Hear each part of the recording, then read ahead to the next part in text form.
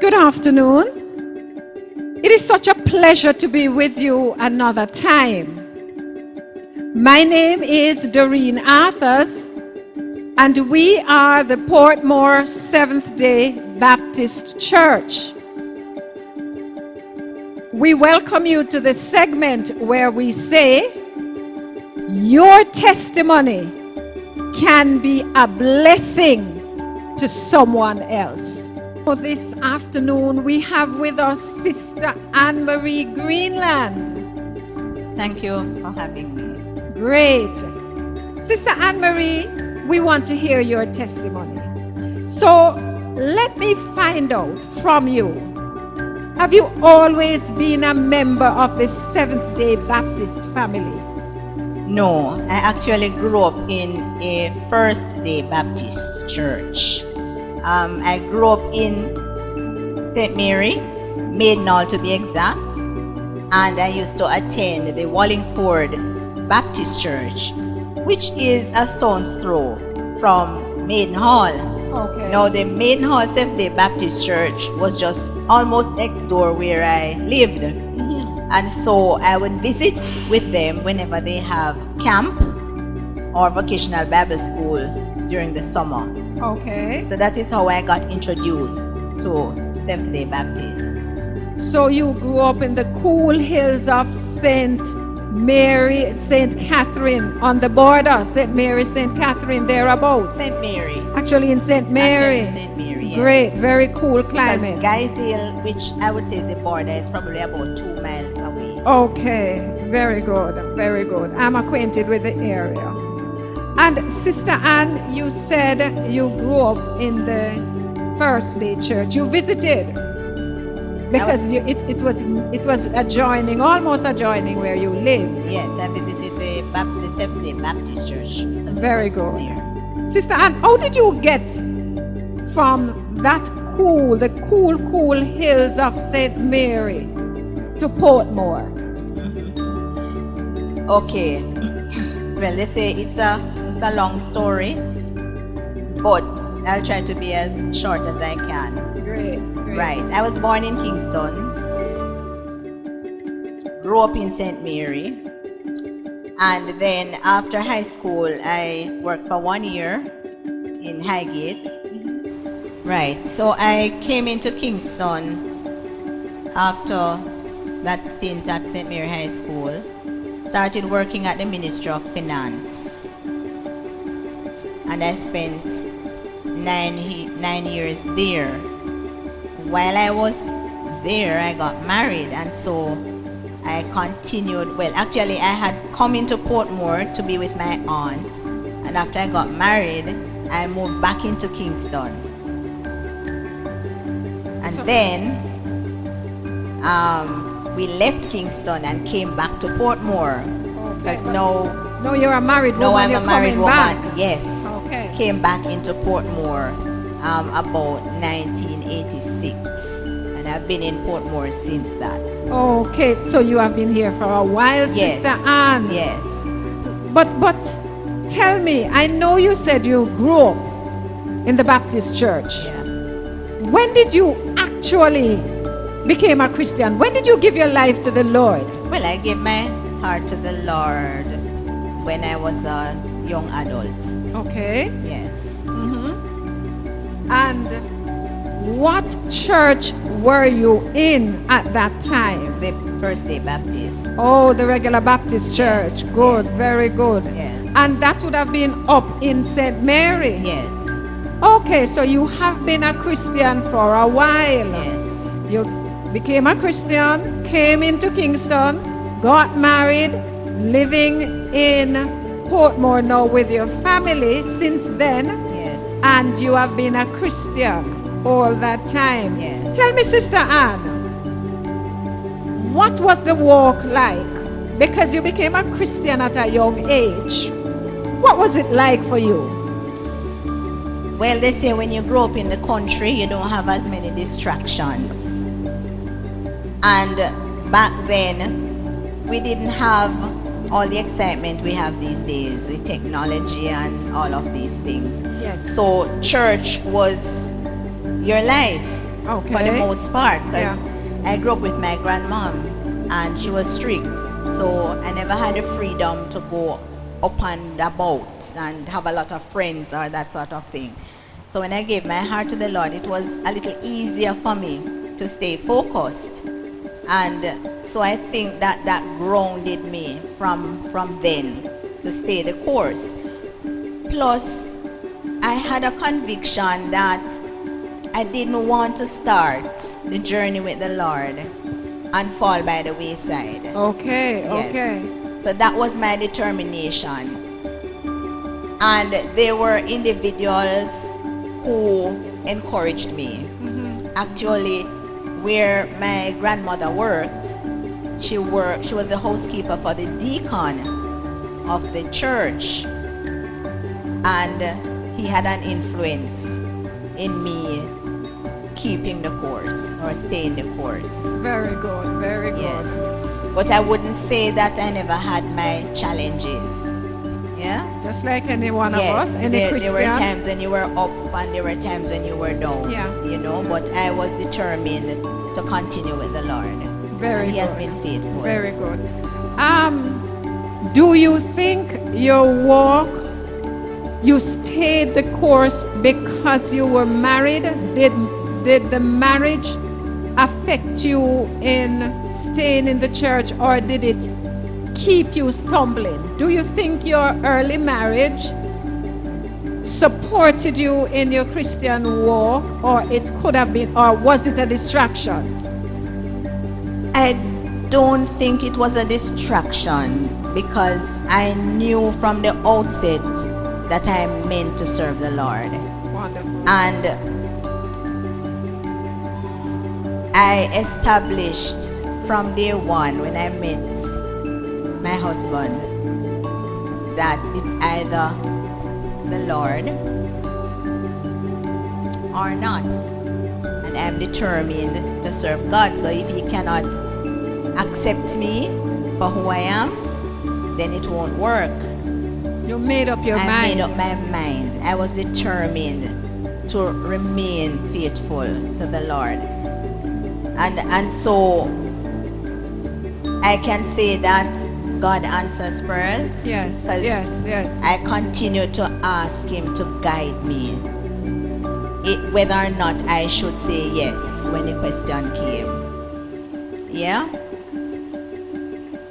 And I'm not sorry.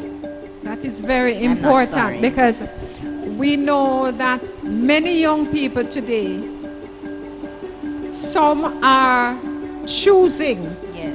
not to get married, and some are choosing to be married before they come into the church. But you are saying that you did both. You came into the church, you got married, and you stayed the course Yes. because you had made up your mind that that's what you wanted. Yes. And I'm very happy you said that because it will help someone else who might be struggling with such a decision. Should I go into the church or should I not? As a young person, should I live my life outside of the church before I get married? But you made up your mind from an Yes. early age. You're going to serve God. Yes. And whether you're married or not, you're going to serve God. And you told your husband that much. Yes. Yes. That is... You see, I've come to realize, and one of the scriptures that I love is being confident of this very thing, that He which hath begun a good work in you will perform it to the day of Jesus Christ, and that whatever you commit to Him, He will keep it. Yes? He will keep it. Yes, that's one of the scriptures that has kept me. And I've also realized that I can't live this life in my own strength, Yes. but through the strength of Jesus Christ. Yes. And so I believe if you make up your mind to follow the Lord, doesn't matter what, He will give you the strength. He will give you the strength. He will preserve you. And I'm not saying that you won't have those moments when you wonder Yes. if you're really saved. Yes. But then there's always an opportunity for Him to confirm to you through His word especially that you are saved and you are encouraged to continue. Thank you so much for that word. But Sister Anne, you got saved at Wallingford Baptist Church and you came into Portmore, or you came into Kingston. Now you are a member of the Portmore Seventh-day Baptist Church.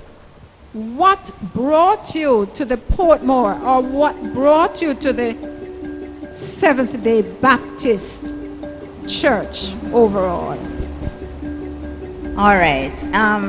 My husband grew up in a Seventh-day Adventist church.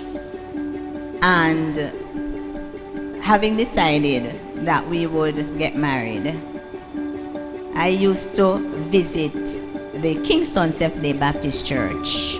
Back in the day, there was this group named Eternity Travelers, and my friend was a member of that group, and so she invited me to tour with them, as it were. Yes, so I was like the baby in the group. Okay. And so I was encouraged. Yeah. I used to struggle with Sabbath, and I remember there were some young persons who used to challenge me about the Sabbath. But I thought that it can't be just Sabbath. If you are living as a Christian, it must be 7 days a week. Because to me, back then, they were righteous from Friday evening to Saturday evening, and then they just lived anyway the rest of the week. And so I used to study the word just to argue with them. But having got married and now in Kingston, needing somewhere to feed my spirit, I started to realize, and I suppose like everybody else, I abide by the other 9 commandments. Why do I have a problem with keeping the Sabbath? And so I remember I asked the Lord to help me to accept it, because it's the whole duty of man. Yeah? I had a struggle initially with observing.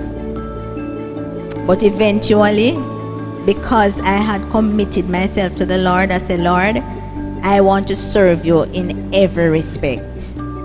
And so, He helped me to get over. I've been to other churches, but somehow, having been exposed to Seventh-day Baptist, I felt at home. I felt free to worship. Yeah? And I appreciated being taught the word. There wasn't any creed.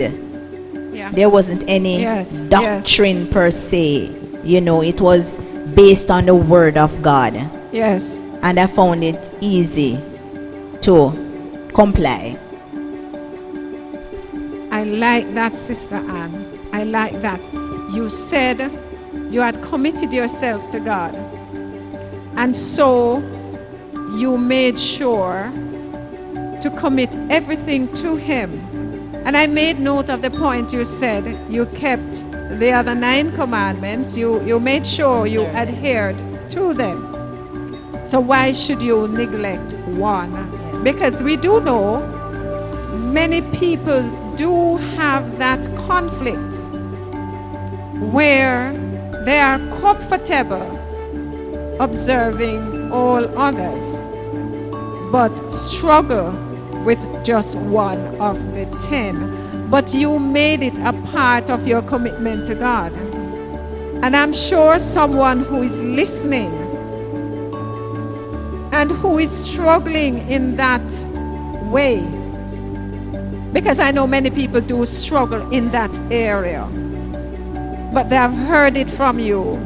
Why am I committed to 9 and not 10? And it brought me back to the lepers who Jesus cleansed. Why didn't 9 come back? Just 1. Because I realized, I mean, it's not the Sabbath that saves you. Yes. but it's having a relationship with the It's Lord. a relationship with God. And if you have a relationship with the Lord and you really love Him, then you're gonna seek at all times to please Him. to please God. And it's His word. That's your you know. intent. So I thank you for that. But Sister Anne, the Portmore Church is your home church today. And I know that this church has not always been here. So at some point in time, you said you were in Kingston. How did you happen to, I know you're living in Portmore. How did you get to the Portmore Church, which wasn't always there? right. I will say this, that I think, I don't know about anybody else, but I think that the Portmore Seventh-day Baptist Church was established for me. Oh, Yes, because we were living in Marine Park at the time, and after that earthquake, I couldn't travel to Kingston with 2 young children. It was a challenge. And so when the decision was made to start a group in Portmore, because I was already living over here, it was easier for me to start attend that one. there. Yes. Very good. So should I take it that you have been at the Portmore Seventh-day Baptist Church since almost its inception? From its inception. How long has that been? That's from 92 until now. And you have always been there? Yes. Sister Anne, how has this church, the Portmore Seventh-day Baptist Church, impacted your life? You have been here since the early 70s when the church started. What has, forgive me, the early 90s Yeah. when the church started. How has that helped you in your Christian walk? Well, as I've said, it was established for me, because if I never had this church to attend, I'm not sure that I would still be faithful. It has encouraged me. I've formed friendships, yes, that has helped me to stay the course. The programs Okay. keeps me going. Yeah? The word that I hear strengthens me.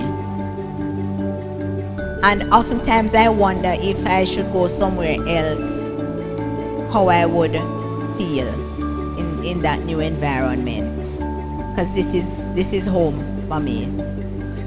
Sister Anne, would you encourage other people, your family members, your friends, your neighbors, would you encourage others to come, be a part of the Portmore Seventh-day Baptist Church?